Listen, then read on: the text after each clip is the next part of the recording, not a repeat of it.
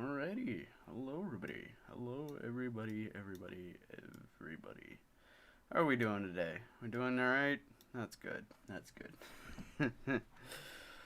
uh, good. Good. You're all doing good, then that's good. Me?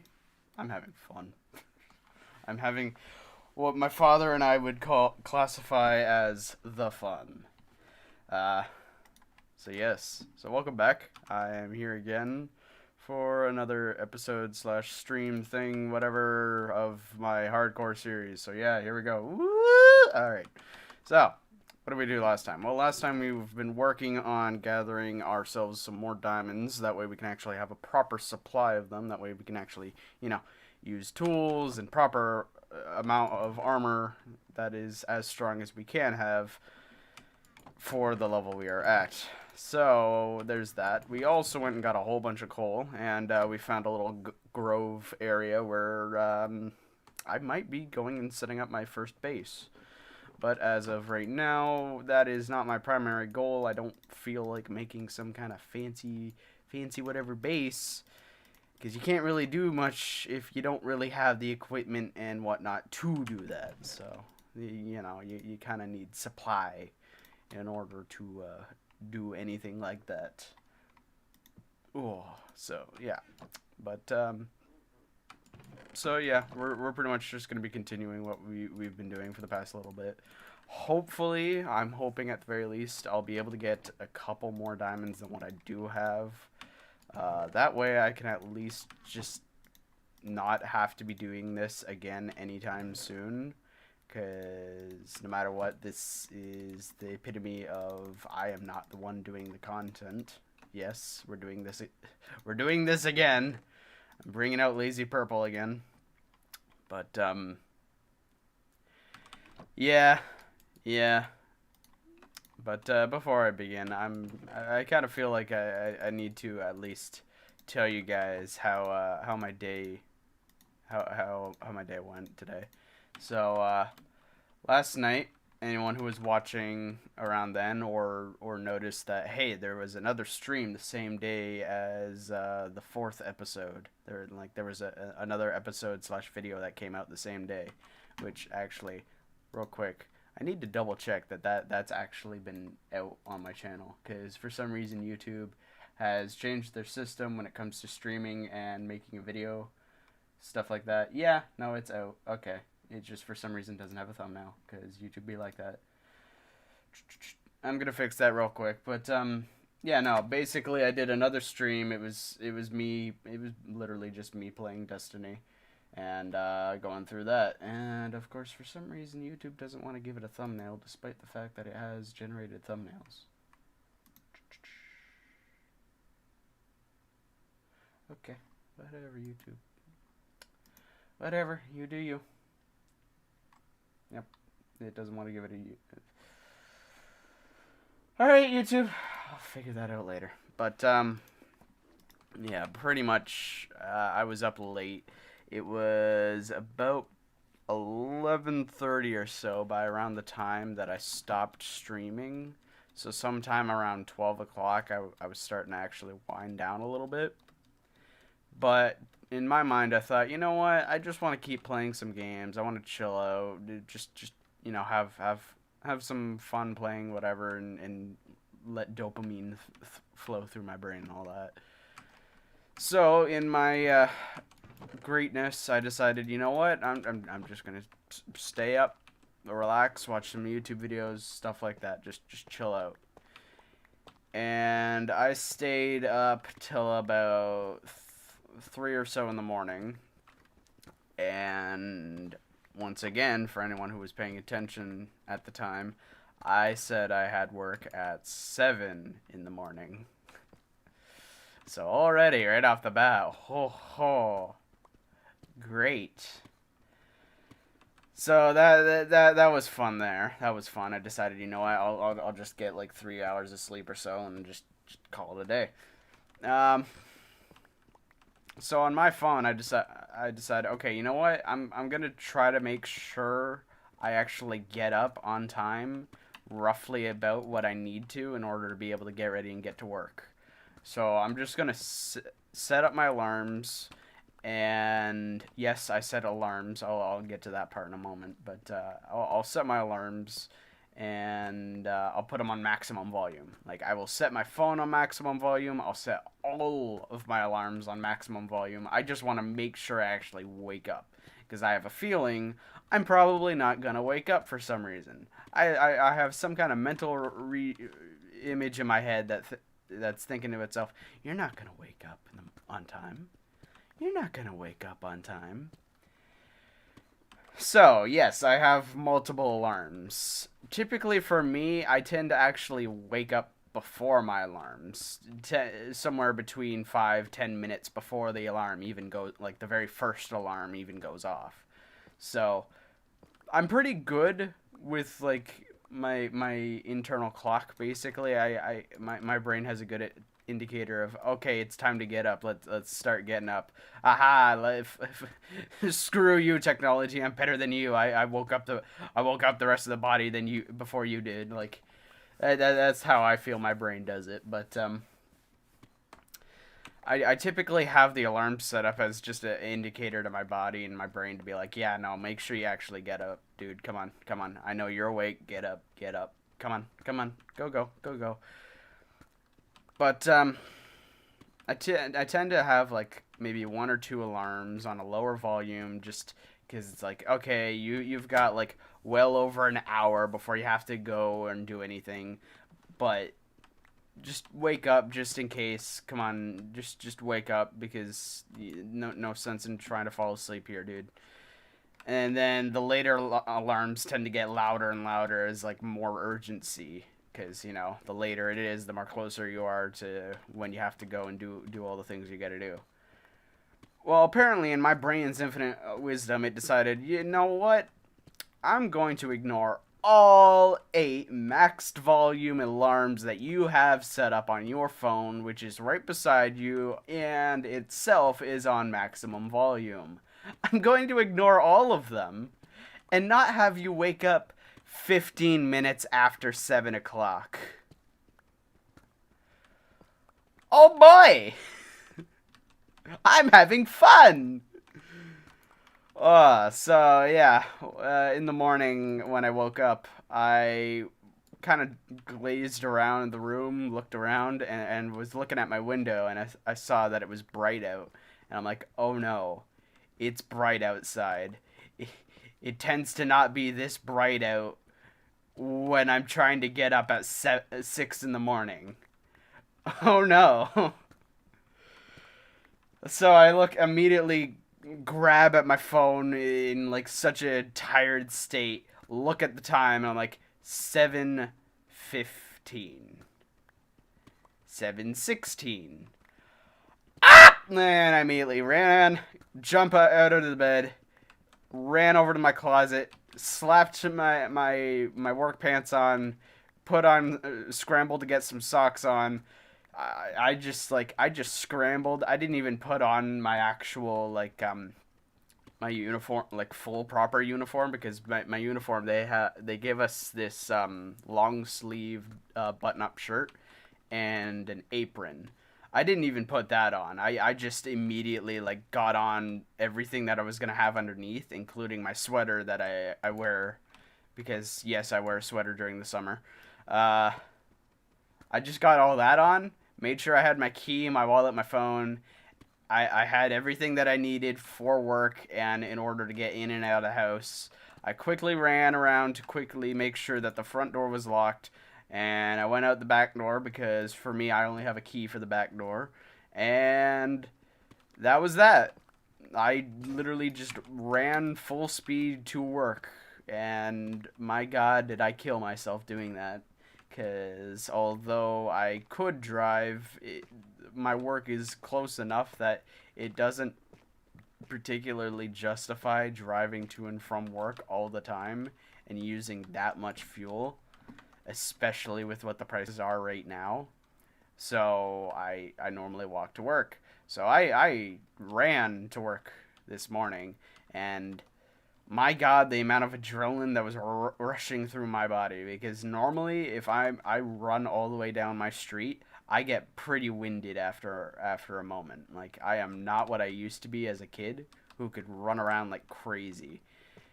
I have the muscles to do it. Like I definitely have the muscles to be able to run. Like I can run and I can run pretty hard and fast for a good moment. I just cannot run for very long because I do not have any endurance to save my life. But the miracle of the, the miracle of a special little chemical that your brain produces, which is you know, adrenaline started pumping through me. I mean, it was already immediately pumping through me the moment I realized what time it was. And holy crap, was it running through my system for a good while, even when I got to work. Because even though I was winded, I wasn't heaving as much as I would be if I was running without that much, like, shock to my system to be like, oh god, this is so urgent, I gotta go. But yeah, no, I made it to work. Everything was fine. Door was locked at my house. Everything was good there. And I immediately ran over to the supervisor at the time and was like, I am late. I know I am late. I I did not wake up to any of my alarms. If there's anything that you need me to do to help out, even if that's staying an extra or half an hour or something, let me know. I can stay, I can help out if there's anything you need. Because, real quick, for me, I don't believe in the idea of say sorry. Like, you're late for work, say sorry. Oh, I'm sorry, I'm late, I'm sorry. No, no, no, no. You should, if you're late for work, you should say, I know I am late for work. I did not make it on time. Here's my reason for not being late. Is there anything that I can do to help out? Anything that I can do to make up for this? Because when you're saying you're sorry, you're kind of encouraging the negative. But if you're saying, hey, I can do something to help out, you're encouraging a positive, like, repercussion, like, what can I do to help make things right type of thing. So that's what that's what I believe. So that's, oh, hello, diamonds. So that's the reason why I didn't at all go and say, hey, I'm sorry for being late. I just owned up to the fact that, yep, no, I am late. What can I do? Is there anything that I can do to help out? But other than that, the day pretty much went like a standard day for me at work. For a good while, that adrenaline was actually keeping me both awake and running, because when it started to actually die out of my system and filter out and everything, holy crap, did it feel like a train hit me, because I was getting tired. I started yawning like crazy. All my leg muscles, oh, even now, like, everything started to hurt like hell. And it's like, oh, yep, no, there it is. It's out of my system now. Like, it was it was a nightmare. But yeah, no, that was basically my work today. When I got home, though, I pretty much just went and took a nap for a little bit as soon as I got home. And then after a while, I got up, made some dinner, and then after eating and watching some YouTube videos for a moment, I just went right back to sleep for a little bit. And then an hour or two later, I got back up and thought to myself, you know what? I kind of want to just, if I'm gonna stream, I feel like just getting it out of the way now today, and not bothering doing it tomorrow, because tomorrow I really just want to relax. Yeah, I really would just want to relax tomorrow. So, yeah, here we are. So that has been my day today. That's been my day today, which is so much fun. And it's ironic to me because I had a feeling I was gonna end up sleeping in. I was gonna sleep past some of my alarms, and in deep in my mind, I was thinking, you know what, you should probably just stay up for the rest of the night make sure you're awake before you go to work, and just go to work. Nope. Nope. Brain wants sleep. Brain wants sleep. Brain wants sleep. But yeah, yep. The epitome of the fun right there for you. But, yeah, no, that's been my day today and the night last night. I don't know if I'll be doing that again. Because unlike some very specific YouTubers who I will not mention, and streamers who, well, YouTuber/streamer that I will mention, I do not plan to go and do streams any more super late at night. If I start a stream at the time that I'm starting now on the East Coast side, which is right now 8 o'clock, if I start a stream at 8 o'clock, and it goes to something like 10 Eastern Standard Time or 11 Eastern Standard Time. Okay. But I'm not doing another stream after that. I'm not starting a stream at 11. I'm not starting a stream at 10. I really don't want to be doing that. Even 8 o'clock is... Oh my god, brain. I am not tired, brain. You have had 10 hours of sleep yesterday. And you have had a full... Oh, God, what was it? 5-6 hours of sleep today. Plus another 3-4 hours of sleep later this evening. You have had so much sleep, brain. Please. I know random sleep schedule where you just sleep wherever and any time and whatever time isn't good for you. But there should at least be no reason for me to be tired right now. I should at least be awake in some capacity, not more tired than I already am. Brain! Ugh. Anyways. Yes, that has been my my day today. Hello, Lapis. And, yeah. I don't plan on making myself suffer like that anytime soon again.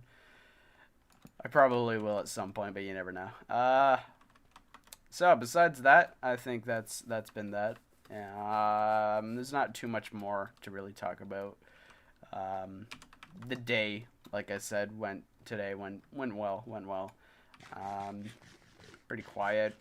It's the Labor Day weekend right now, so my work actually set up to have more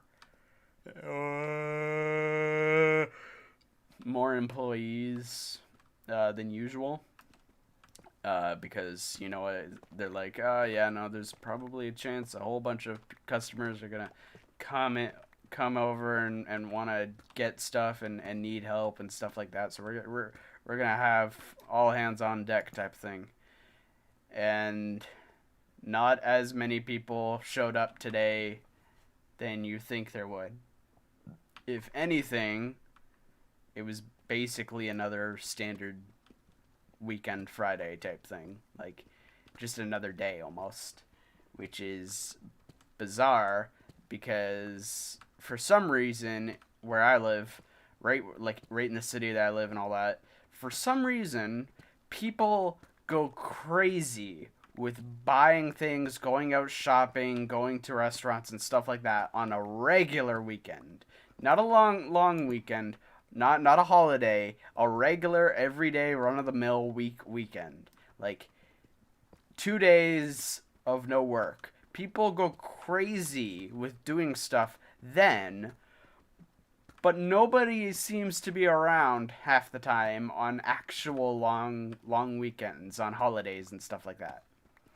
Now, if this was a big holiday, like something like Thanksgiving, Halloween, or Christmas, or even New Year, yeah, no, people are gonna show up to like crazy. They're gonna show up in droves, and it's crazy. But for some reason, today, it's just there's nobody. And it's like the store's going to be closed on a day. And normally people go crazy with going and buying stuff when the store's going to be closed. because people think, oh no, I'm not gonna be able to get my stuff all of a sudden, despite the fact that if you're smart with your groceries and stuff, and you plan a week ahead, you don't really need to go crazy with going shopping if there's a missing day, but whatever. So yeah, there's that. And yeah, no, literally today it was like super quiet. There weren't as many customers as you think there would be. Of course, by around 10 to 11 o'clock, so right by the end of my shift, that's when everyone finally decided, oh yeah, no, I'm gonna go and actually exist in the world now. I'm not gonna leave the store, be quiet and all that. Like, it was so weird. It was very bizarre. Like, it is so not like this place. But it's also like this place, so, you know, whatever. Anyways, that's enough random bullshit go from me. We're gonna go watch some LazyPurple. So we're gonna go watch LazyPurple, how it feels to how it feels to play Pyro for Team Fortress 2. So yes, so let's go and get this rolling. All right, that's enough for me.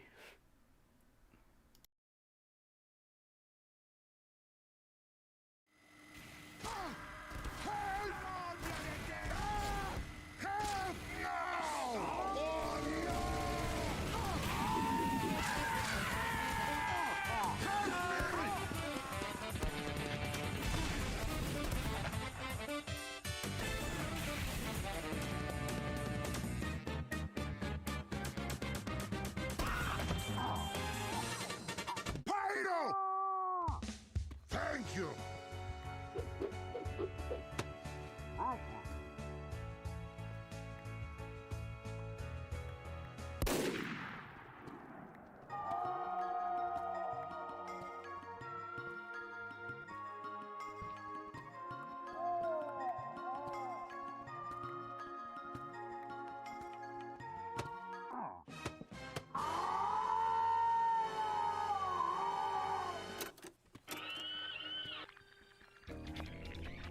That was a recreation of a competitive Pyro clip that shows how I like to play the class. I start out by killing this enemy spy because god dang if it ain't my darn diddly duty to do it. But then things get a little interesting. See, I like to play Pyro as a kind of support class, so when I see that my big brave heavy is up on the point and taking damage, I spring into action. After getting these 2 kills, I reflect this demo man's grenade right back at him, force this scout to 1v1 me, but then see that I'm at 28 health and fire damage isn't gonna cut it. So I risk it all on hitting a clean shotgun hit and boom! Hit it just in time. But then my heavy ticks around on point and dies just to give me a sandwich. Why, Heavy? I did all of that for you.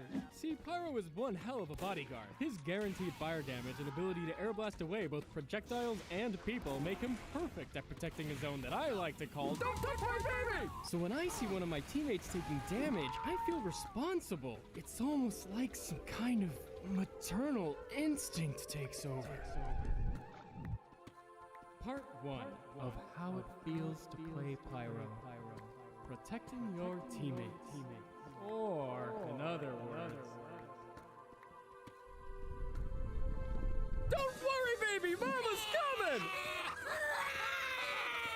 I'm here now, sweetie. Mama won't let them hurt you. You get away from my son! No! Shoo! Get out of here! That's right, sweetheart. You just enjoy your sandwich, okay? Oh my goodness! Stop shooting my child! And don't you dare point those rockets at him! Oh, my aching back! Yes, okay, look. Sometimes I feel like I'm playing mama to a bunch of babies, but I don't say that to be mean. I say it because a piece of my soul dies when Daniel 2015-933 walks right into a bunch of stickies that I failed to air blast away. Don't fret, boyo. No, I couldn't save the boy! Each one of my teammates' lives are precious, and I will protect them. Don't worry, medic, you're safe with me. Sweet jumping Jehoshaphat, you've doomed both of us! Oh, it's too close. Man, be more careful next time! Oh, I can't stay mad at you. Medics do so much to keep your team alive. It's only right that you return the favor. Although I have to admit, my good intentions are somewhat corruptible. You're doing great, Pyro. Keep on using that air blast to save your medic. By protecting him, you're making sure that the rest of your team gets healed. There is no cause more righteous than yours. Hey, thanks, you're right. If you burn your enemies to ashes, they can't even think about hurting your medic. Hold on. He's got a point. He's got a point. Golly gee, I never thought of it that way. I'll be right back. No, you dumb shit, come back here! Ha ha ha! I love protecting my medic!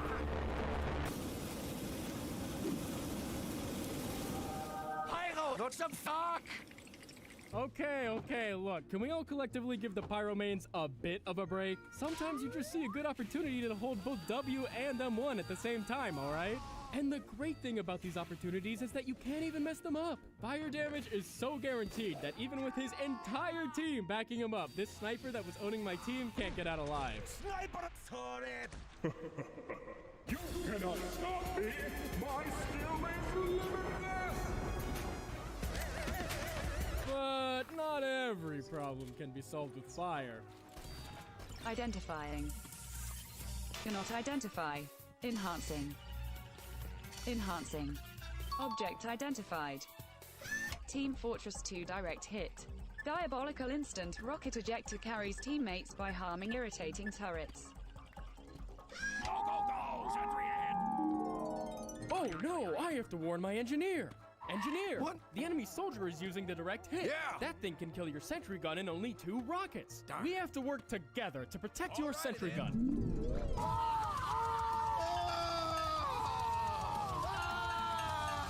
Help!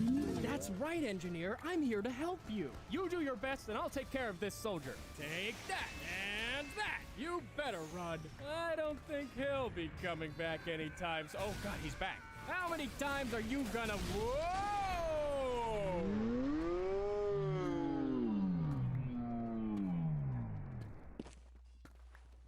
I was trying to protect. What?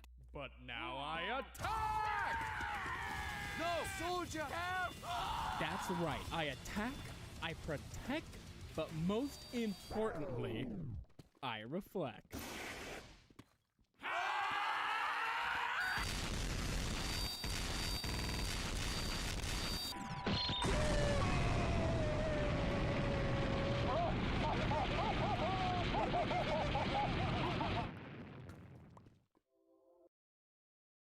Side note, alright? Going all the way back to how it feels to play Scout. If Scout was a dopamine dispenser, Pyro is a dopamine god, alright? Pyro is the one class in TF2 where you just, if you love to hear the sound of like the hit sounds, like if you just love hearing hit sounds, Pyro is your man. Pyro is your man. I'm trying to figure out where this lava is, but yeah, no, Pyro is your guy, your go-to. It's like right over here, but yeah, no, like the amount of just sheer damage Pyro can do, like it just Pyro is a dopamine dispensing god. It is wonderful. So we're just I can't.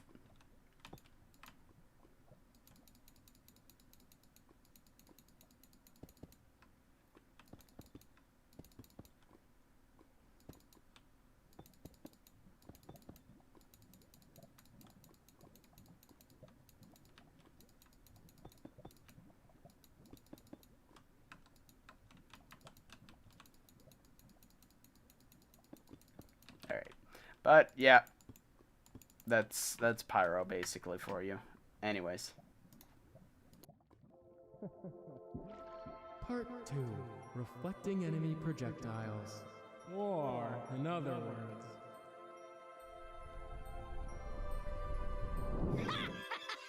Yay! Rocket house!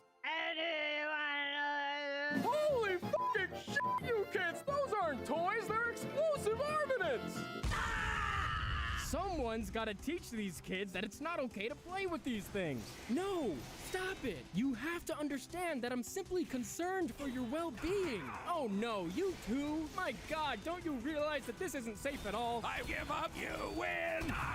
Now you may think my teaching methods are a bit cruel, but watch. I'm in the same spot against the same soldier, and he comes around the corner with his shotgun. I'm so proud of him, he learned. But some soldiers never learn. In this clip, I reflect 1 rocket, I reflect 2 rockets, I reflect 3 rockets, and even hit him. I reflect 4 rockets. There's no way he would even think of shooting another. You fool! But the one thing you have to remember is to not shoot at the enemy pyro when your teammates are around.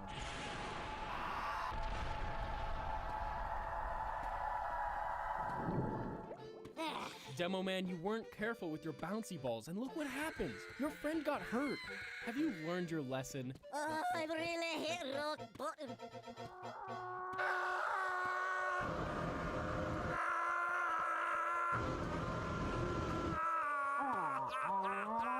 What the bloody hell? You're a devil! A devil! I'm going to strangle you! No, you I'm aren't. gonna beat you so hard you'll have a twitch! No, you won't. Go to hell! I'm gonna leave now. It is at this juncture that I must reveal my bias. Air Blast is by far my favorite part of playing Pyro. I love the challenge of having to switch my brain to the mindset of a demo man or soldier to be able to hit clutch reflex. But it's not just about the reflex. Air Blast can completely stop an enemy push. Off the cliff with all of ya. Off I say. This is now Pyro's perch.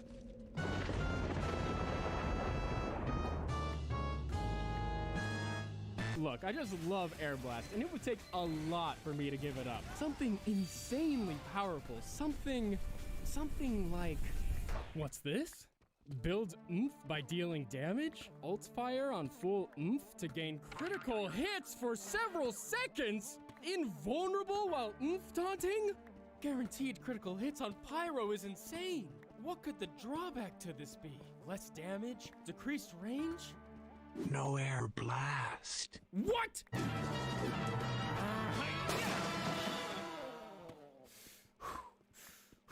I'm so proud of you! I didn't do it for you! Listen, okay, yes, using the flog is really fun, but do you have any idea how many problems Air Blast solves for the Pyro? Have you ever tried taking care of a sentry gun with just fire? Let me save you the trouble. It doesn't work! Why doesn't this work? But with Air Blast, you can take advantage of the predictable rockets that level 3 sentries shoot. Come on, that's bullshit. You are a stupid sentry. Oh, I'm gonna lay you out. Air Blast gives you a fighting chance against soldiers that are just outside your range. Do not do it. Oh no. Air Blast can save you from a heavy that's right in your face. You are dead! What? Oh, shit! Air Blast can save the entire game. This was a dark day indeed. We had 15 seconds left to capture the point, but oh no! Our demo man blown to pieces! Our medic panics and uses Uber, but we're so far from the objective! Our heavy tries to make use of it, but doesn't make it in time, perishing horribly! Stop! Stop! He's already dead! All hope is lost as we throw ourselves at the cart one by one. Our medic dies tragically, our soldier dies to push the cart a few inches. I have the chance to win the game with Air Blast right here, right now, but... I've run out of ammo! I let my whole team down, and there the cart sat, an inch away from success. But wait, a hero perhaps? A sniper and his trusty SMG make a stand! Who am I kidding? He can't do shit! Our demo man jumps back in, and he kills their demo man! Their Pyro is playing air guitar, for God's sake! Surely their hubris will be their downfall! Our demo man falls, but our scout and medic make it just in time! Our medic dies again, and dear God, no! They have Uber charge! Save yourself, scout! It's not worth it! Go! Run away, soldier! Live a life of meaning and purpose! Don't throw it away here! No! You brave bastard! No! You stupid bastard! What a waste of good men. Unless...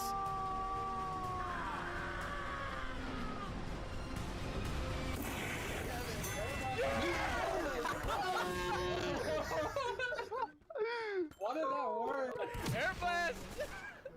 But most importantly, is a spy about to backstab your teammates? You know what to do. What?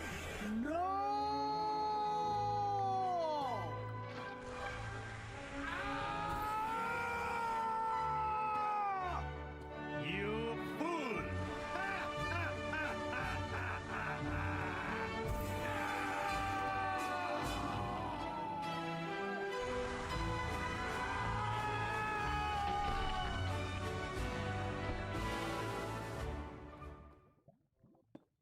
$200 for that and $2,000 for this. Way too expensive. But today I'm going to show you guys how to get all this stuff for a lot cheaper. Okay, so first, go to one of your favorite gaming websites. Select the products you want, then click the Honey browser extension. I got my money! Boom, literally money saved in one click. So click.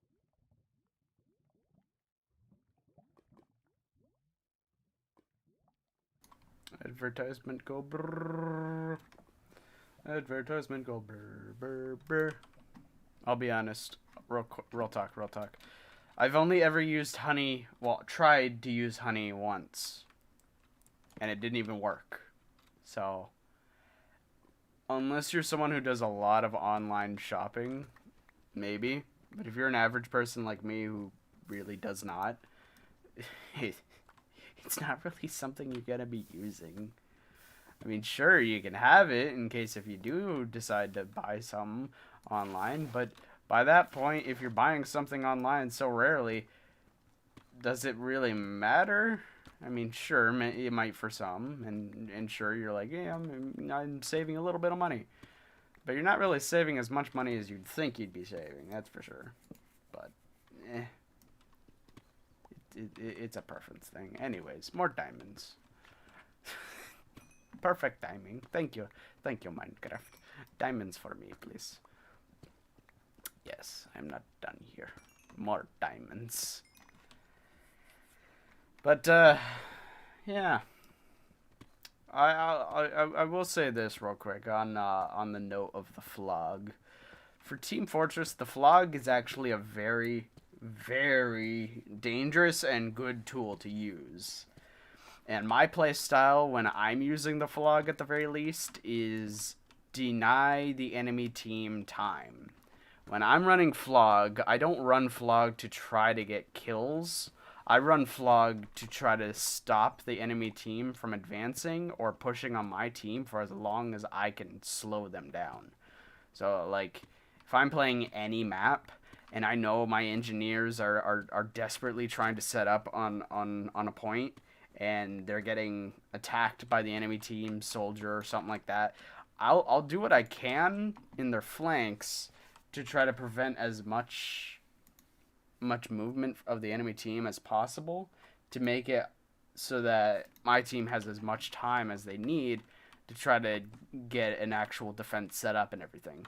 Like, even if that means, like, I'm on maximum health, or I'm somewhere with my health, and I have full oomph, and I'm gonna use the oomph just to go and be invincible for a few seconds, just to outright die. To me, I don't care. Those are precious, like, 3-4 seconds spent of the enemy team spent staring at me instead of just moving up and going and helping to try to complete their objective. Like, that is precious seconds wasted on me so that my team can go and do what they need to do. So, it's a back and forth.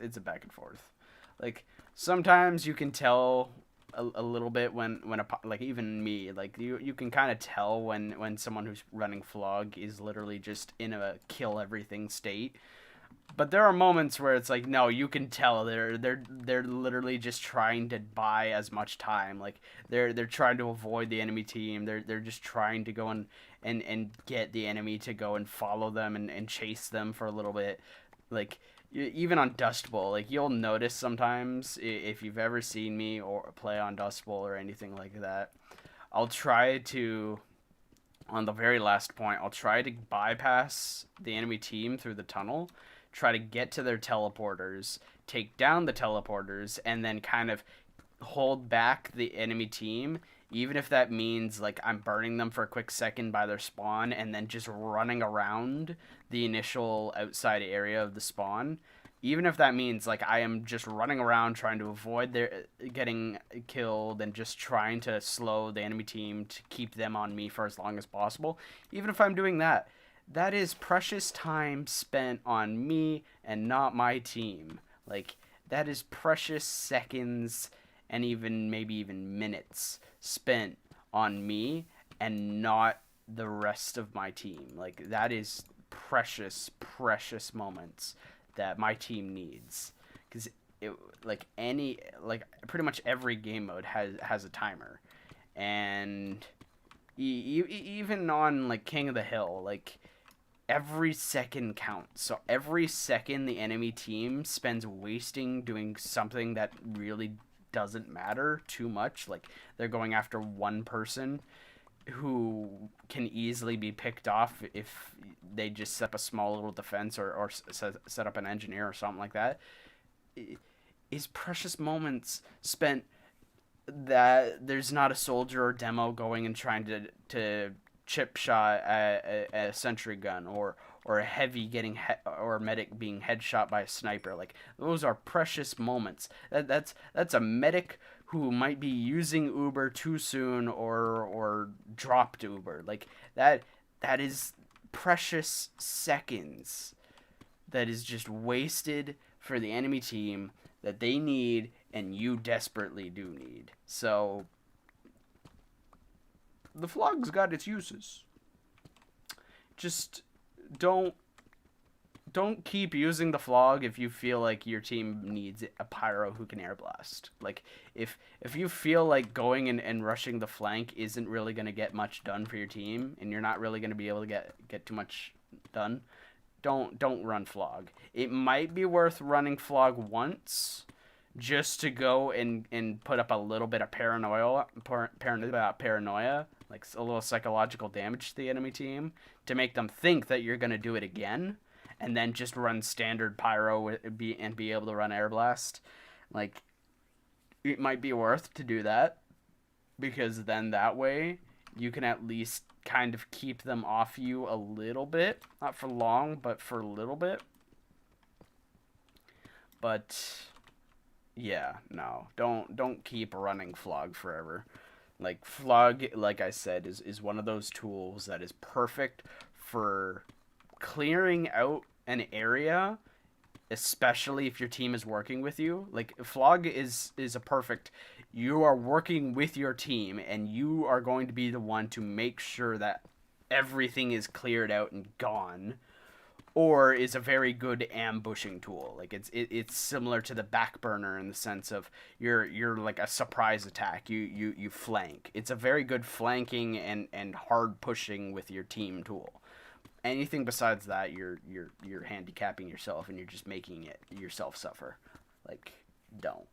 Also, side note to any flog users, if you see another pyro who is looking at you and burning, and you've oomphed, and they're already moving back before you finished oomping, and they're still like they're still primary firing, and you're thinking to yourself, I'm just gonna bum rush him. I'm going to be able to instantly eliminate him with my oomph. Yeah, don't. All right, don't chase the pyro who's already backpedaling away from you when you're oomphing. Don't, because there's a little thing called he's baiting you, right? I do that all the time to flog pyros, and I'm running pyro. I'll go over to them. I'll act like I'm gonna stand there, and then I start backing up right away the moment I know the taunt oomph is almost over, and I go and just start backpedaling. Because although when you're you're the same class and you're backpedaling, you are slower than the same class that's running forward. But if you're far enough away, it doesn't particularly matter, especially when you're dealing with flame particles, because they linger longer than you think they do.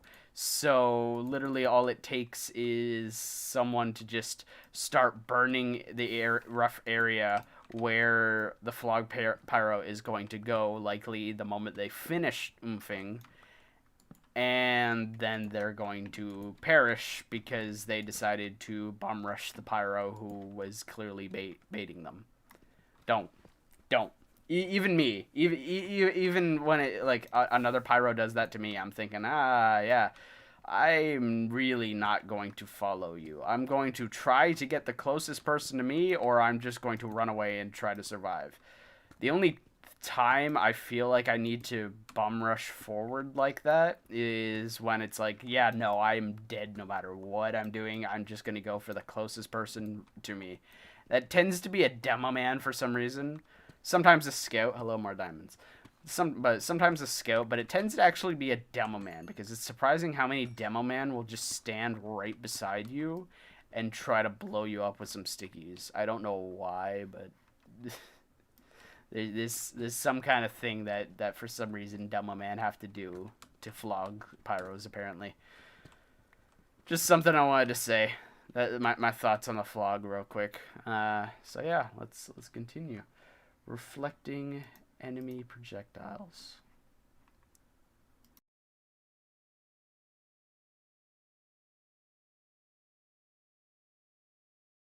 Three, dealing with spies. Or, in other words, Oh. wait a minute, this isn't my kid! You know, I like to think I'm a trusting person, but when a teammate looks at me and then runs away, I start to wonder if they're not really on my team.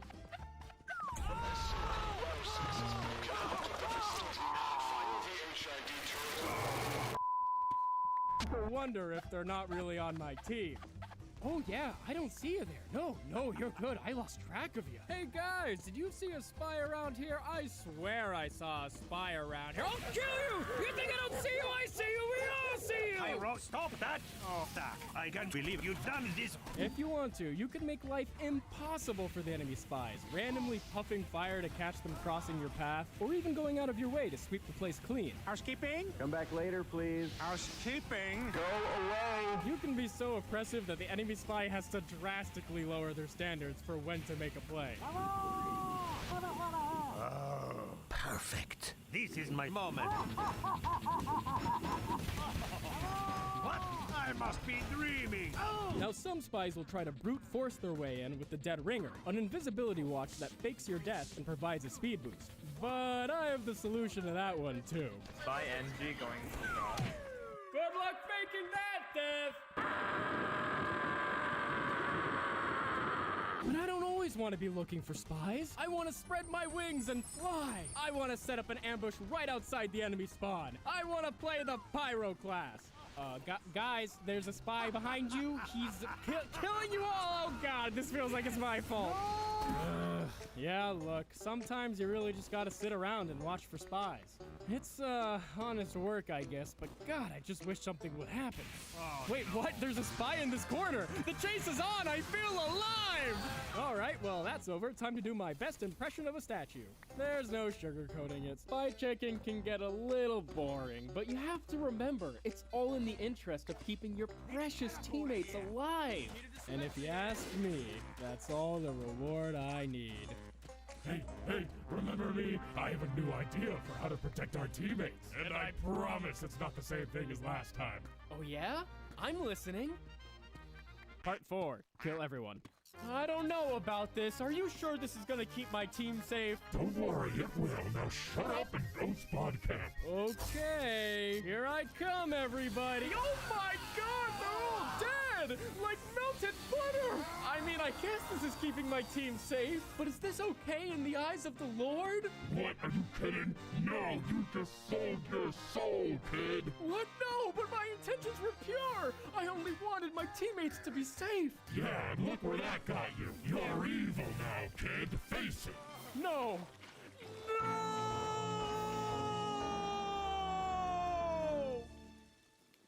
Just one more time and that's it. All right, kid. No, I'm serious. This isn't me. This isn't me. That's the spirit, kid. Now you're feeling it. Sorry, boys. This door's closed, just like the door of heaven is closed to me. No, I don't want to be a monster. I want to be good again. I was tempted, Lord. Forgive me.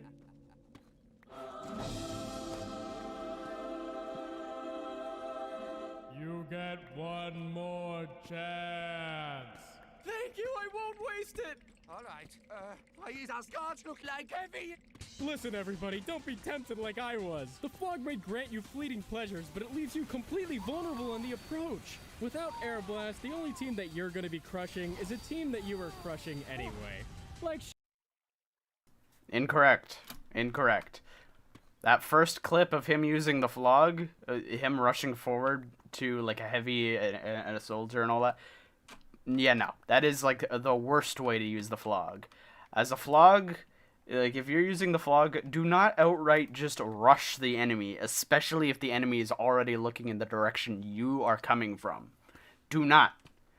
I repeat, do not rush the enemy head on. Alright?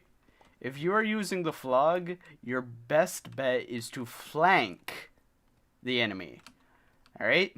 Don't use flog and outright rush the enemy head on. You are only going and making yourself suffer if you do that. Alright?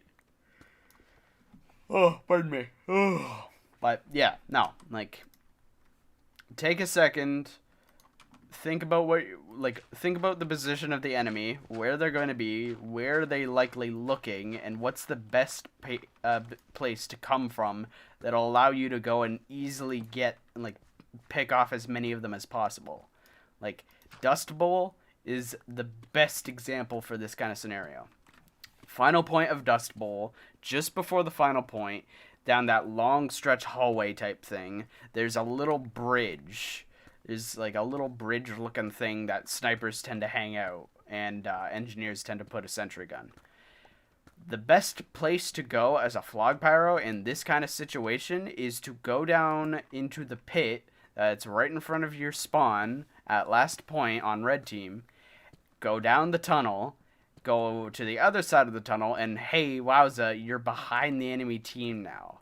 That is a perfect flank. Of course, if you see a sentry gun in your flog pyro, don't bother. Don't bother. Just go the other way. Just go the other way. Pick off anyone who comes walking by you or something. Like, or do what I do in that situation and just go take out the teleporter, because apparently nobody wants to go and guard the tunnel. But, like, don't head on. Don't go head on. Alright? These clips from Lazy are slightly deceptive. Alright? The flog is, in fact, useful. It just requires brain to be used. I know nobody goes and says, oh, you just get oomph taunt M1. Like, sure, yeah, that's effective. But you want to know what's more effective and why you really hate the flog? You really hate the flog for those moments where you find someone who really actually knows how to use it and how to avoid the enemy team in order to flank your team. The flog pyros who, like, think about that for a second. If you're a TF2 player, what infuriates you more? The flog pyro who just runs forward at your team with oomph, or the flog pyro who is somehow just all of a sudden flanking your team and just dropped your medic and engineer who's carrying his sentry? Like, what is more infuriating? The guy who's flanking or the guy who's just bum rushing you? I'm willing to bet 90% of you is going to say it's the guy flanking. Because trust me, flog is an amazing flank tool. It is basically that even ground between scout and heavy, where you are able to dish out extreme amounts of damage, but you still have very good mobility. Like, don't ever believe the flog is terrible. It is just very specific in its tool set, and you have to be very mindful of what you're doing in order to be the most effective you can be with those tools. Nevertheless, default pyro with air blast is still going to be far superior, but you can't go and say the flog is not good, especially with what you're doing, like that niche little thing that you can do with it. So, yeah. Anyways. Sure, you'll get some big kills here and there with the flog, but I prefer how it feels to change the entire course of the game by reflecting away 2 rockets that were aimed at my crit-freaking medic, yeet the soldier to his death, and then turn around and air blast this uber demo man so hard out of position that he has to jump away further into his own death. Ah, man, this really be a proud moment. Oh! But look, you can WM1 here and there, and I can't stop you from setting the world on fire. But just do me a favor, and don't forget about Air Blast, alright?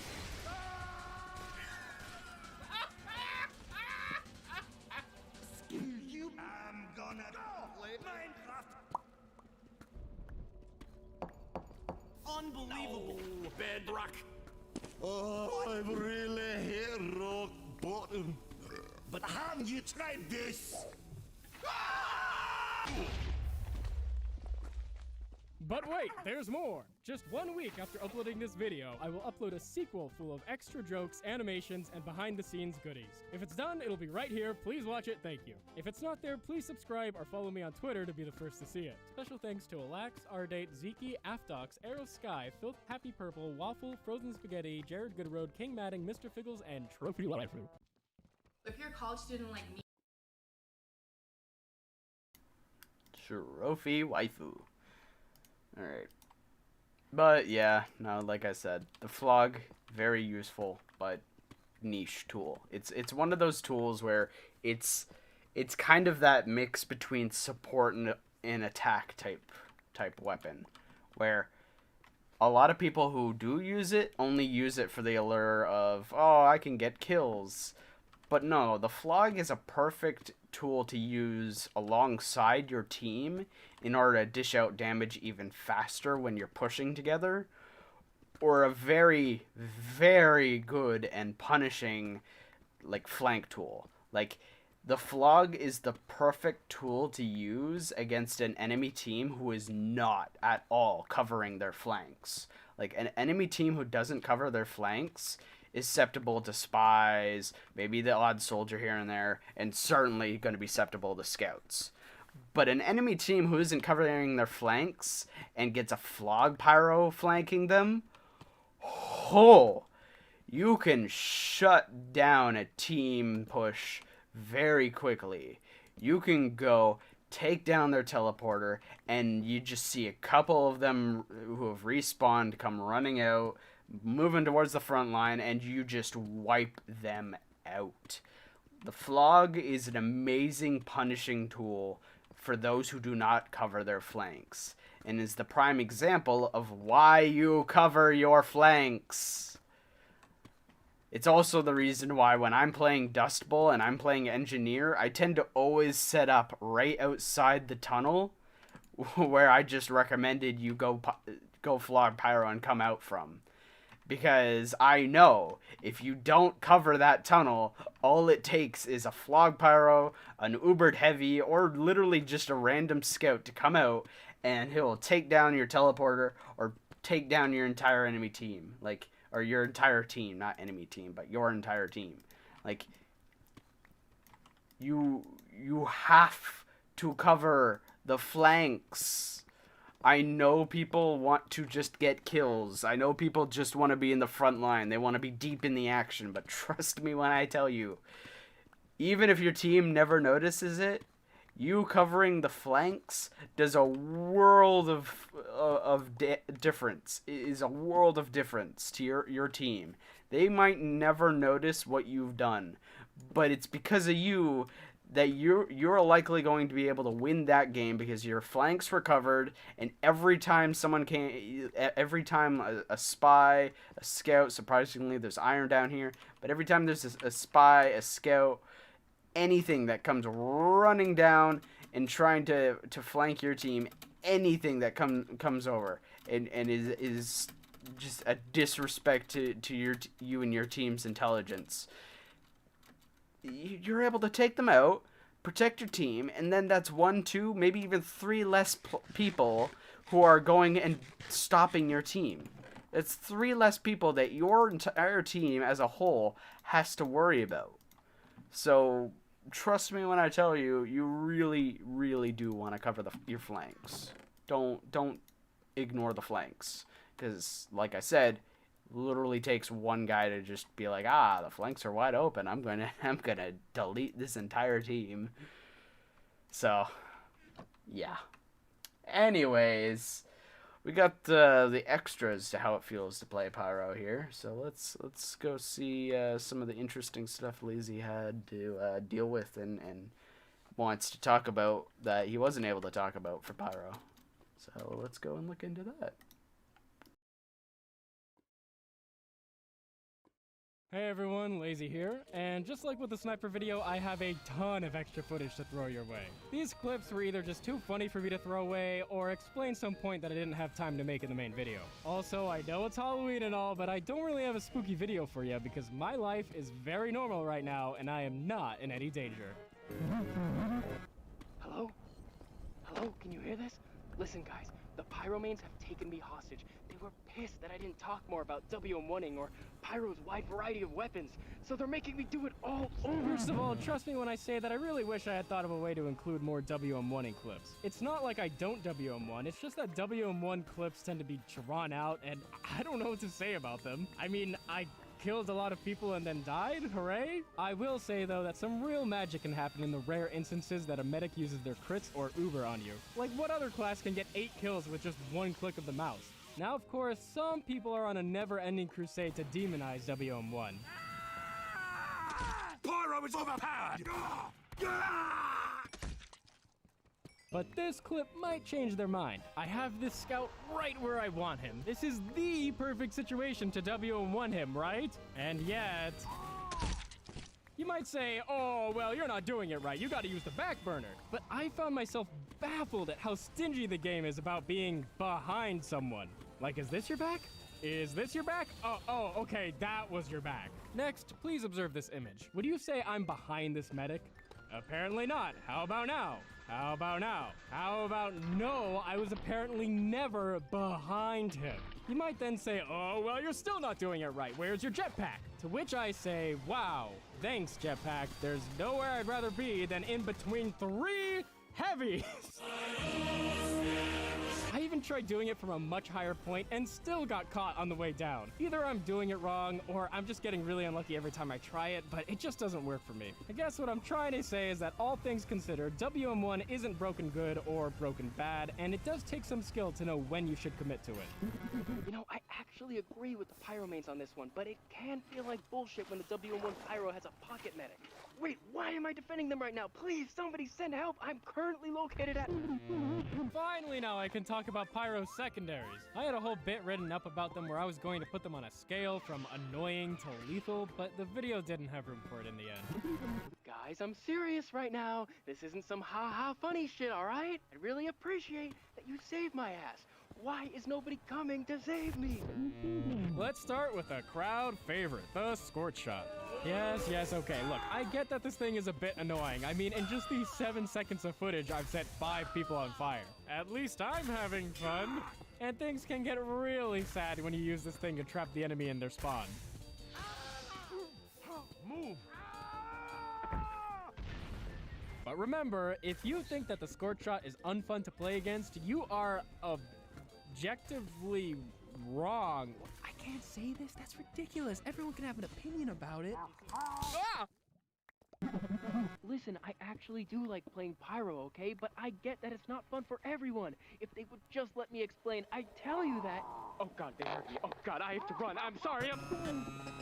Then we have the detonator. It's very satisfying to time a detonation that sends 2 snipers running ablaze and then dying to an obvious spy because you were focusing way too hard on timing your next detonation. But the real pleasure of the detonator is watching some chumps run up the stairs and then deciding you're too cool for that shit.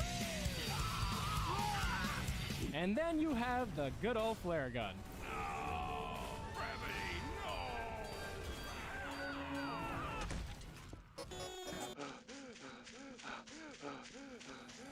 Oh my god, they're right there. Oh my god, no. One of Pyro's most skillful secondaries, using the flare gun is the only time I've gotten the enemy's respect. Nice flare. If I had to give this weapon a tagline, it would be, haha, I can kill anyone as long as they're moving in a straight line. The flare gun isn't used much these days, but back in my day, it was much better because Air Blast used to send your opponent in a completely unwavering straight line. The flare combo is much harder to pull off now, so throw some respect at the handsome pyros that still insist on using it. Okay, I think I lost them. Oh my god, I think I lost them. This beard! I have to get rid of this beard. Change my name, maybe. Oh man,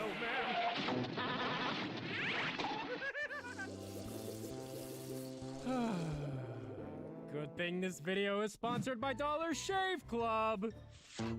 Whether your beard is purple or some more normal color like pink or green, Dollar Shave Club has got you covered for all your grooming needs, whether it be showering, oral care, deodorant, or most importantly, shaving. Their shave starter set keeps it simple, sending you exactly what you need to get a smooth, high-quality shave. I really appreciate how the executive razor handle has some weight to it. It doesn't feel flimsy and makes every stroke of the razor feel like it has a purpose. Attaching and removing the blades couldn't be easier, so if you're like me and can only enjoy something if it's unreasonably challenging, try playing Dark Souls with one hand and attaching the blade with the other. God, come on! Now you might be wondering what this tube is for. No, that's not Frosty the Snowman, just another fool still using an shaving cream. How can he know where his beard is like this? That's why Dollar Shave Club's shaving butter is crystal clear, leaving this picture of the mountains prettier than ever. And for a limited time, new members get their first month of the Executive Razor with a trial tube of Dr. Carver's shave butter for only $5. After that, the restock box ships regular-sized products at regular price. So head on over to dollarshaveclub.com/LazyPurple to get your first starter set for just $5. Because when you support Dollar Shave Club, you help them support creators like me. Oh god, it's them. I've got to be more quiet. Well, since we're doing a behind-the-scenes video anyway, I might as well show you how I've been recording all my audio. That's right. This is me, right now, under a blanket, speaking to you. At least until I fix this room's acoustics. Big thank yous from McSpankies to Soundsmith for the advice of recording under a blanket. Anyway, the pyromanes won't hear me now, so let's press on. Some pyros insist on using stock shotgun, and while I find that to be a respectable choice, it just makes me feel like a slower scout that keeps a flamethrower secondary for reflex. I much prefer the Panic Attack since it encourages you to play with the Degreaser for instant switch action. Believe it or not, the Degreaser and Panic Attack combo is the highest single target damage that Pyro can do. Alright, real quick, real talk. Because for some reason, everyone in the TF2 community has this kind of TF2 syndrome. Just because a TF2 YouTuber goes and says that you can do something or something is very optimal does not mean that they are the ones who invented it. They just found out about it and are using it, alright? The Panic Attack Degreaser combo is actually something I started using and I've seen other people using before before LazyPurple's video. And the amount of people, even to this day, this video, how long ago was this video out? 2019. 2019. 3 years ago. Even to this day, there are a lot of people who are adamant into believing that, oh, you're just a LazyPurple wannabe. You're using X weapon. No! It's kind of difficult for someone to be a wannabe when they're literally using a weapon when there's only so many weapons every class has. If everyone was a wannabe, like if every single loadout option, ignoring hats, if every single loadout weapon and option for your primary, secondary, and melee were all designated under YouTuber options, and anyone who used any one of those weapons were immediately classified as a ex-YouTuber wannabe, my boy, brother, every single weapon would be classified as some kind of YouTuber wannabe. Alright? So let's not go down that route.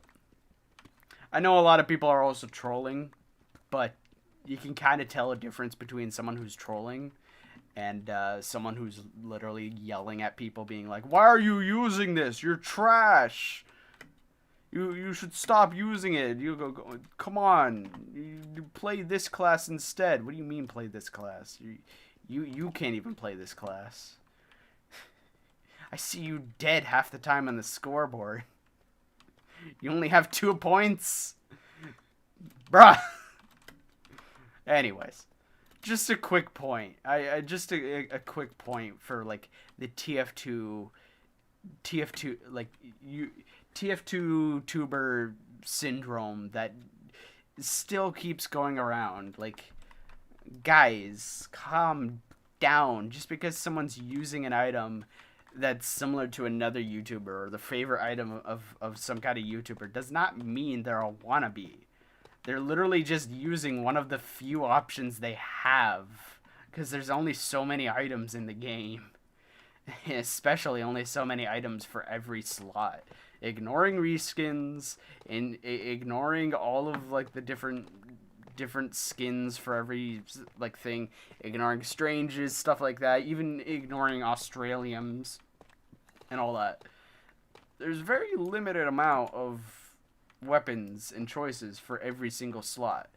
Some classes have a good number of options, and some classes don't really have much at all. Like, bruh, just because someone's going and eating a sandwich doesn't mean that they're a Big Joey fan, or just because someone who's using like the default medigun, or someone who's using the crossbow or something isn't and like. I don't know. It's just a little amusing and weird to think about that there are a lot of people, even to this day, that just are adamant about that. It's like, how dare you use one of the options you have in the game? Bruh, you're obviously trying to copy this YouTuber. I could understand that statement if you said it to someone who had, like, cosmetic items that looked roughly like the YouTuber. But, bruh, if you go and look at a pyro who's got, like, yellow on, and it doesn't even have, like, any real cosmetics that makes them look anywhere remotely like Soundsmith or LazyPurple or what was that one pyro? I can't remember him off the top of my head. I think Smoking Joe? I can't remember. God. But, like, doesn't mean that they're trying to be that YouTuber. They're just playing the damn game. Do yourself a favor, play the game yourself. Play with the items you like. Don't tell other people to play with the items they should and shouldn't be playing. I'll recommend, hey, this item's good for this item's good for that. Play with what you feel comfortable with. Play with what you're good at. But I'm not going to go around saying, hey, you're using this item. You're trying to be that YouTuber, aren't you? Bruh. Alright, here we go. But I will say this real quick. Panic Attack and Degreaser combo. Very, very good. Like, besides the whole, oh yeah, you can kill heavies really quickly. Ignoring that, bro, it is amazing against soldiers and demo. Like, being able to you're dealing with a soldier and they have a shotgun, but they're kind of waving around their rocket launcher like, I'm gonna shoot you with my rocket if you do anything, ha ha ha. With the Degreaser and Panic Attack, you can quickly whip out the shotgun, shoot some chip damage on the soldier, and by the time they react by shooting a rocket at you, you can already go and have your Degreaser out and be able to reflect that rocket right back at them. Like, that is how good the Degreaser Panic Attack combo is against soldier. Soldier alone. Like, trust me when I tell you, the Degreaser Panic Attack combo is literally like the ideal kind of combo you want to be using if you're wanting to deal with soldiers and demos, because it shuts them down. It is so punishing and rewarding to watch some soldier running around with a rocket launcher acting like they're gonna shoot you with it, and then you just quickly whip out a shotgun, get a quick pot shot on them, and they're like, oh god, he has the panic attack. Oh no.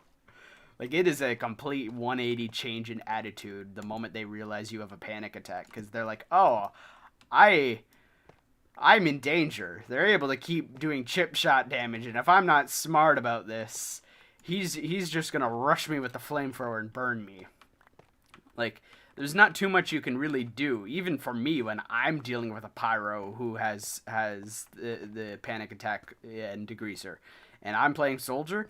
It is very difficult. Like, I don't often run with a shotgun. Sometimes I'll run the panic attack on my soldier, but when I do, and I run into a pyro like that, thank God I'm running myself a shotgun, because then it doesn't even have to be the panic attack, but thank God I'm at least running a secondary that can do damage, because at least then you can kind of encourage the pyro to come rushing towards you with their shotgun for a quick second, and then be able to, if you're fast enough, whip out your rocket launcher, get a quick rocket off, and then quickly go back to your shotgun and shoot them again. Like, if you're fast enough with your shots as a soldier, you're able to go and shoot your rocket and then quickly go over to your shotgun and be able to get some chip damage. So at the very least, if you're watching where your rocket is going and you notice that it gets reflected, you're at least going to be able to get some quick chip damage done on the guy who isn't paying attention to the fact that you also went and got your shotgun out. Like, TF2 is mind games, man. It is mind game central. Anyways, we got diamonds. Alright, let's keep going. Making it possible to 1v1 heavies now. This is because the fire particles linger and do damage even while you're sneaking in a shotgun hit. In other words, you practically get to dual wield them.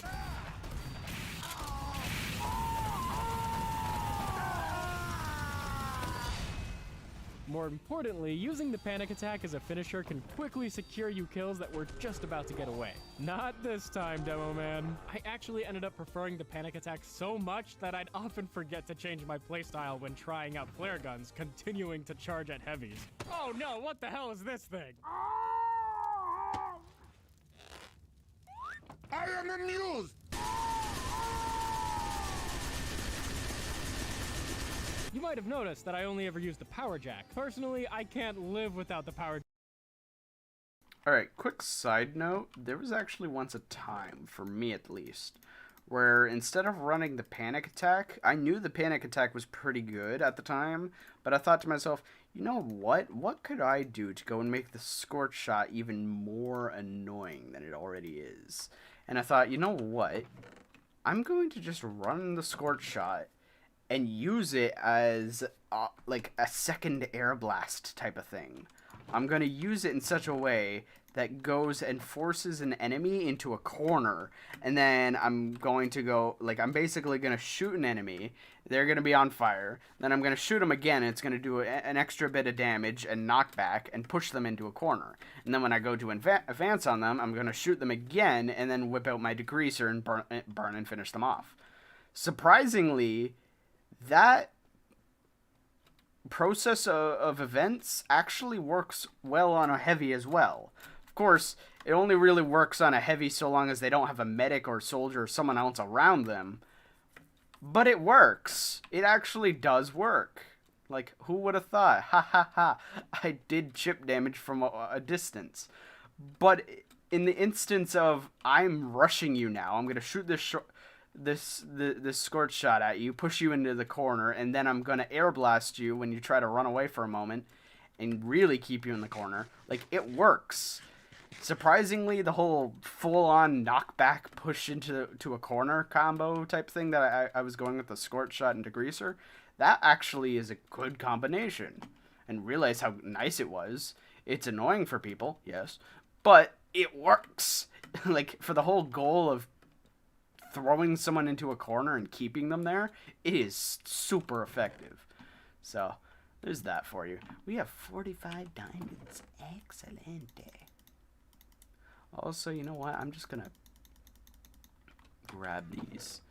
I'm gonna throw these away. There's the water bucket. I'm like, where's the water bucket? Oh no. Here, I'll bring these down. But yeah, no, like, that was something that I did for a little while, and surprisingly didn't expect it to be as effective as it actually was. Like, I honestly thought it was going to be the least effective thing in the world. Nope. Pretty effective. Alright, let's get back to it. Jack speed boost. And because the power jack encourages you to wear it around, you tend to end up with a lot of moments like this.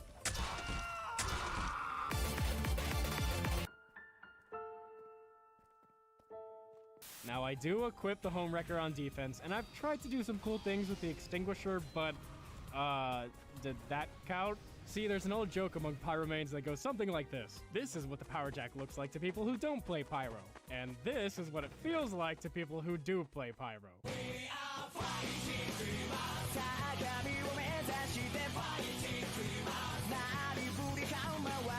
Also, the ability to make jumps that you couldn't without the power jack comes up way more often than you'd think.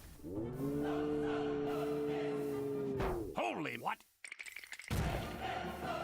Oh no! I am scared. Get me!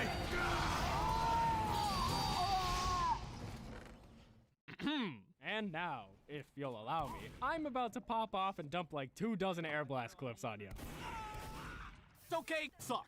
I just cannot believe how many uniquely funny situations this mechanic can get you into, whether it's scaring a demo man into detonating some misplaced bombs, or stopping a sticky jumping demo man from leaving your spawn. No, please, I insist that you stay, my good man. What just happened? The Demo Man clips just keep coming as this Demo Knight shows us why Air Blast completely counters him. See, Demo Knights are free game for an air blasting pyro. There's just nothing they can do to get around it.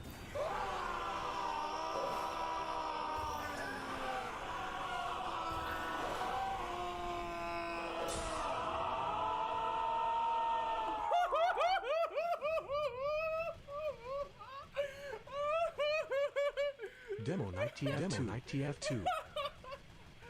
Oh my god! Now that might have been too much to handle, but with Air Blast you can usually handle a solo Uber charge. Engineer, no! This is not the time for building a dispenser! Now this clip probably would have made it into the main video if this next part lined up better. I Air Blast the soldier one last time into a well-placed spy, and if the spy was just maybe a little quicker and stabbed the soldier right as he landed, there was an opportunity for an SFM where the spy is like, making the game-winning catch.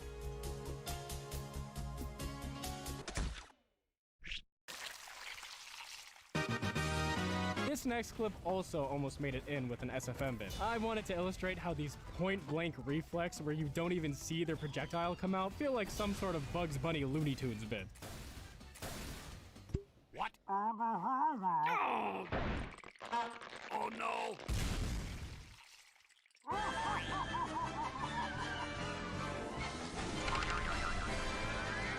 Hold on, real quick, I'd like to take a moment to thank Alax for making this model, as well as the animatable Pyro Mask, Angel Devil combo, the Panic Attack trigger, some models for this bit, the Baby Mercenaries, this stretchable Spy Mask, and even this Scout Head. On that same note, thank you to Arde for animating this whole scene, Circuit for assisting this freeze frame, 9Joe06 for this Minecraft torch particle, and all my patrons that frequent my Discord for their feedback. Good production is a team effort. Now back to it. One of the most satisfying situations is to surprise an enemy that's already shooting your teammate. But hey, no, stop shooting at my sniper!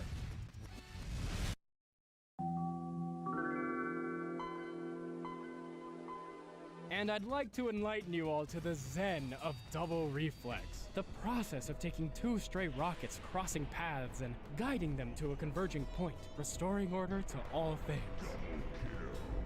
This next double reflect is not so graceful, however, as I surprise what appears to be a symbiotic union of two default soldiers shooting two rockets at the same time, instantly killing one of them and watching as the other one politely burns to death. This reflex was graceful in its own way, perfectly skimming the control point to reach its destination of two unfortunate fellows. That was upsetting.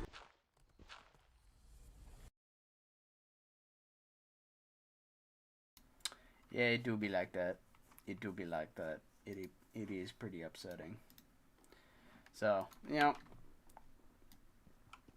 Yeah, no, Air Blast, watching, like, Air Blast clips like that, it's like, bruh.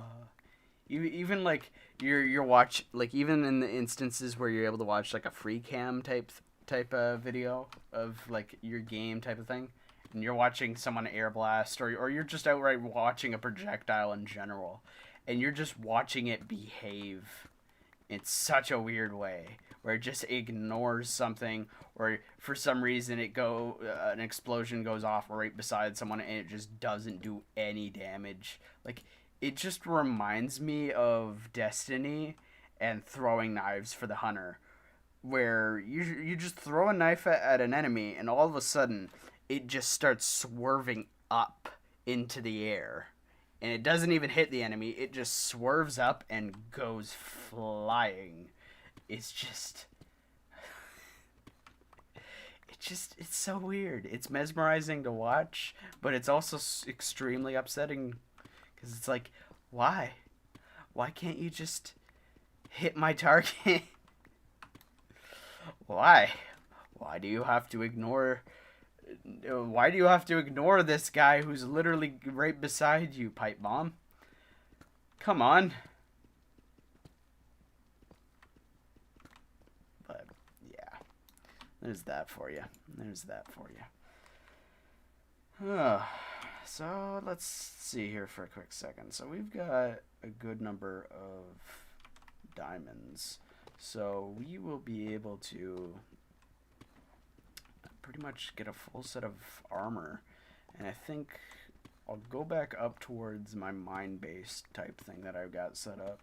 Hopefully, probably not, but hopefully I might have a few sugarcane grown, and I might be able to harvest some in order to get some bookshelves set up, but we'll see.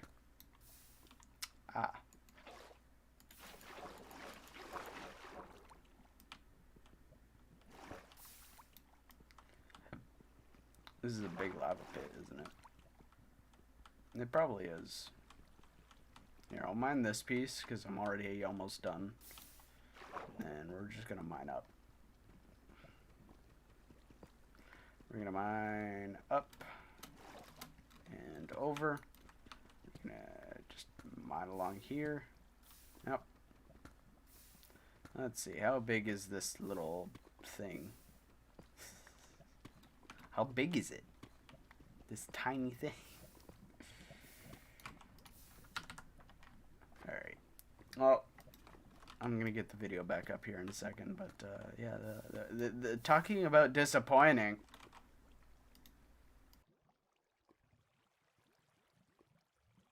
Quickly skipping the control point to reach its destination of two unfortunate fellows. That was upsetting. Oh, and here's a bit of a pro tip. Any soldier worth his salt will not shoot you if he doesn't have to, so be sure to threaten them with fire, even if your only intent is to hit a reflect. Some soldiers, however, need not be provoked. Hey, soldier, can I borrow another rocket? Okay. Thanks! And just a friendly reminder to the soldiers out there, rocket jumping at me in a straight line does not make you invincible. Excuse me, soldier, I'm a little busy here with more important things. Come on. Okay, got it. Apologies to Banny in advance, but I just had to include this clip somewhere of me completely stuffing him in the last seconds of the round. Best TF2 player in the world, huh? Then why doesn't he main Pyro, am I right, guys? Can't get any shots on the point. See, even he's having fun. All right, just a few more air blast clips. Not many things are more painful than watching a soldier shoot a rocket at you from 50 yards and get 3 of his teammates hit in the reflect, resulting in a lost point. Don't be that soldier. This soldier, however, took the full brunt of his mistake, taking 296 damage and presumably flying to the moon.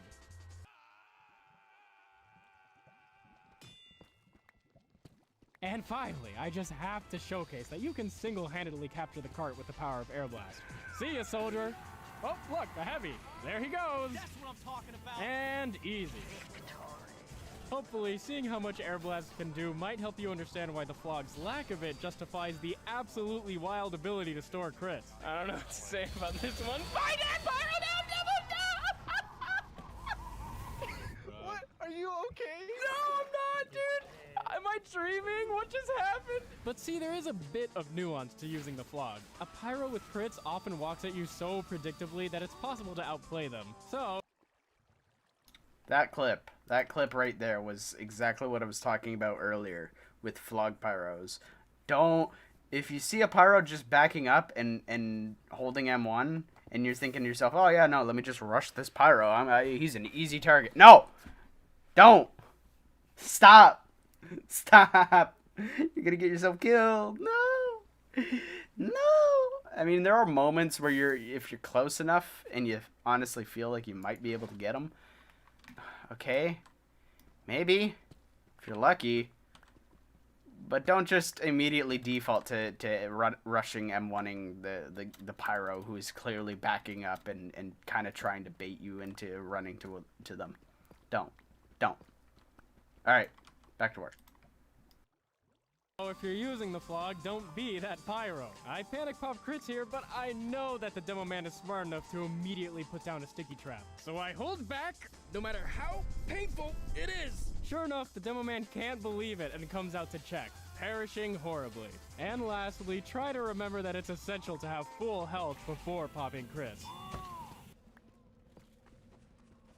Before we get to the SFM atrocities, I'd just like to share this short montage of catching spies at their worst.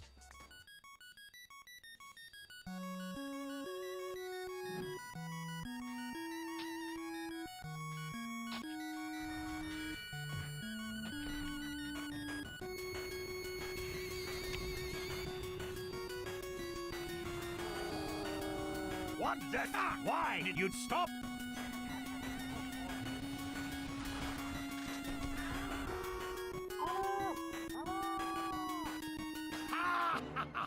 This is mine. Pyro, please.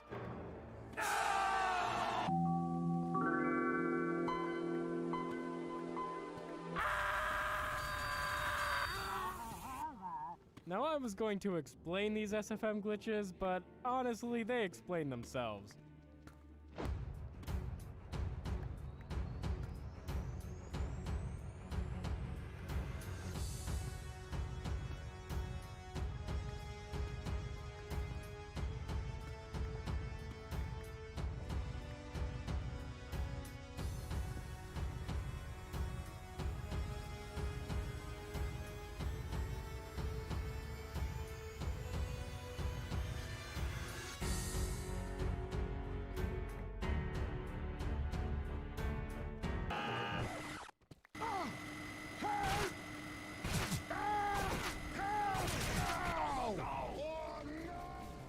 Even without the glitches, SFM is full of surprises.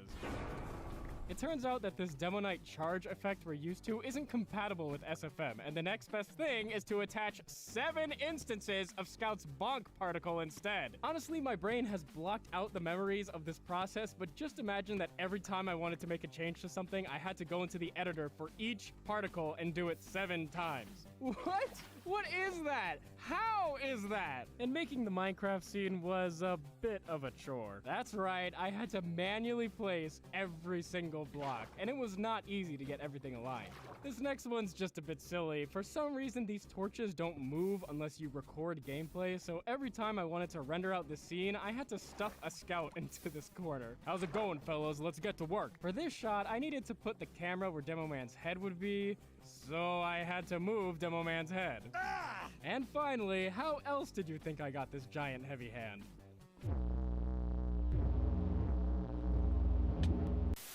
If you're a new subscriber, check out this playlist of all the How It Feels episodes. Also, I might start streaming a bit on Twitch, so check out the description. A huge thanks to Denzel, Zeke, Aftox, Arrow Sky, Filth, Happy Purple, Waffle God of Puns, Frozen Spaghetti, Jared Goodroad, King Madding, Mr. Figgles, and Trophy Waifu.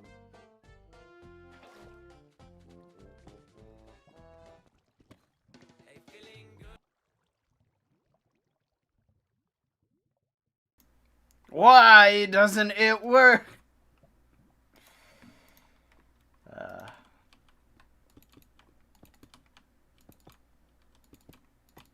There we go. Problem solved. Gentlemen.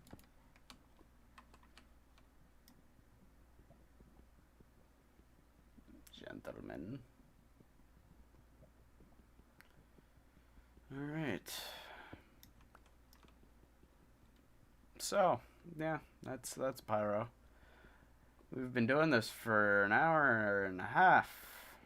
Interesting. Interesting. The mundane task. Minecraft. Mining. Literally half of the game. Mining. But the sooner you do as much of it now, or the sooner I do as much of it now, the better. Though I will say this, if because I do plan on like keeping this as a series type of thing. If people are okay with it, tell me in the comments or something that if you're okay with me going and skipping the mining process and just doing it off camera.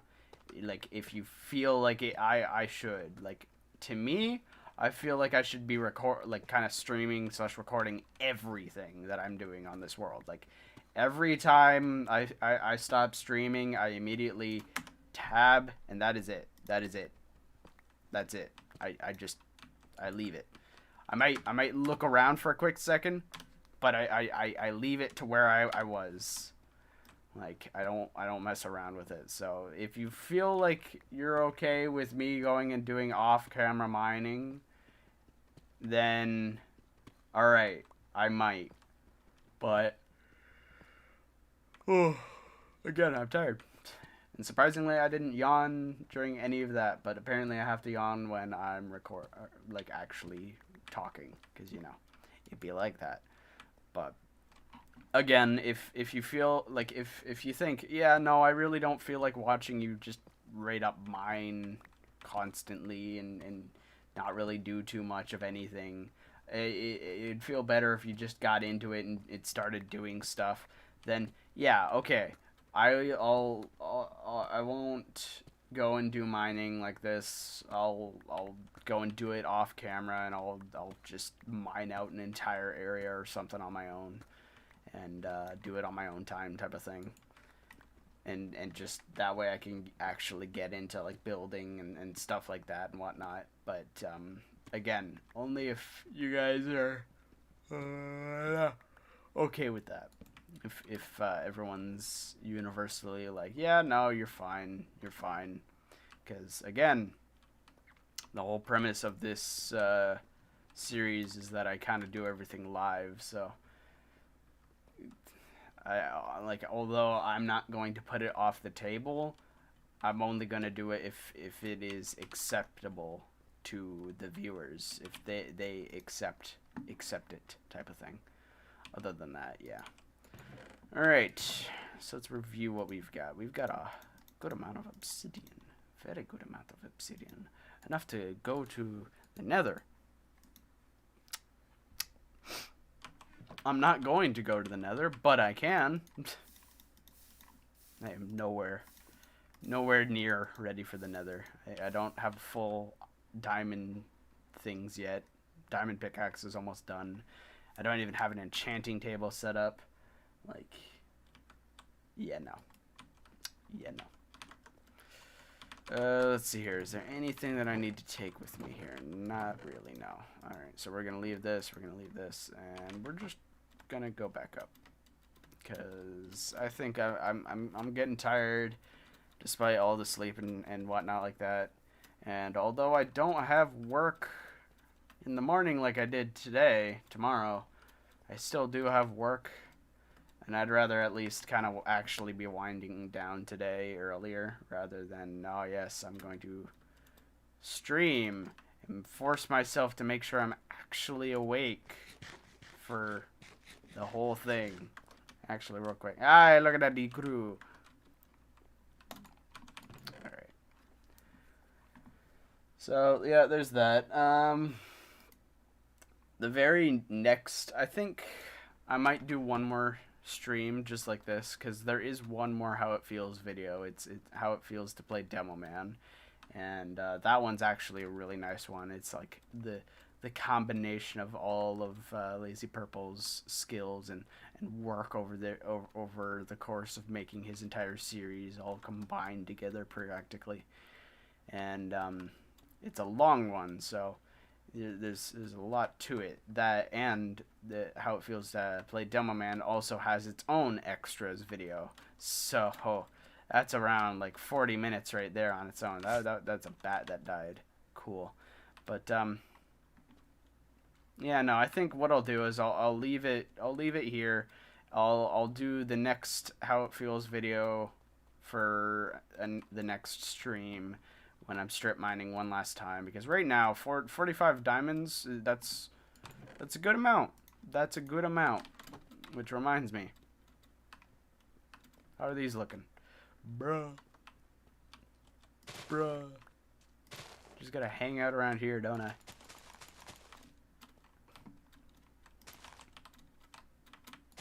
You just gotta hang out around here, don't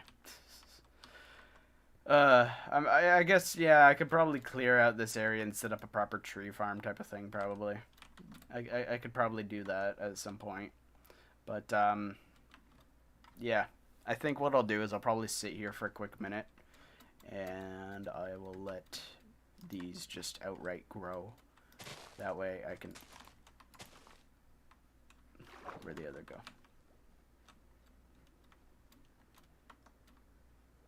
Did I grab it? Okay, I grabbed it. Yeah, no, I'm fine. Alright, fine.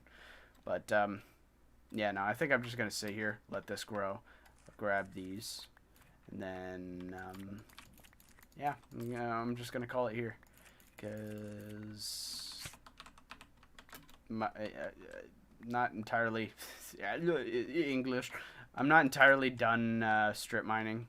I am still going to need more diamonds than this, but at the very least, I can go and, hey, set up a full set of diamond armor now. Voila. And I might as well... This isn't a mod. We're not playing mod packs. There we go. There we go. Full set of diamond armor and tools. There we go. Boom. And we still got 20 diamonds to spare. So, there we go. You know what? We can even... make an enchanting table now. You know what? We'll do that now. Boom. Enchanting table. Everything. Boom. I need leather. I just realized that. I set up down here thinking to myself, yes, big brain time. I'll do the underground base. Be able to be super close to resources, gather as much resources I'm gonna need, and then just come out from the ground like the dwarf I am, well equipped with supplies and whatnot. Then suddenly realizing, oh wait a minute, I need leather. I need leather to make books. They changed how to make books. Why did they change how you make books? What? Alright, not a big deal. Not a big deal. I'll figure it out. Just means I gotta go to the surface eventually and go hunting.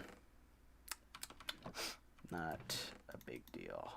I am, however, going to do this. I'm going to just remove my diamond tools and whatnot from me, because I am on the verge, the precipice.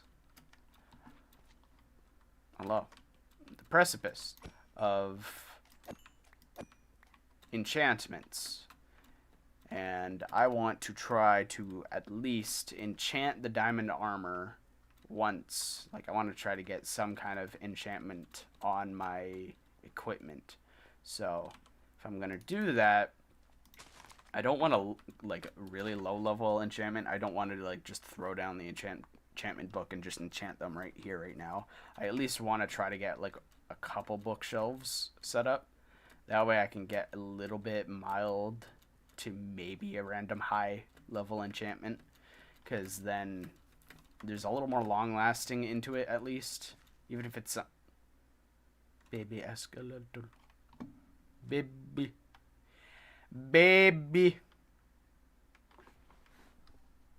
The baby experiences death.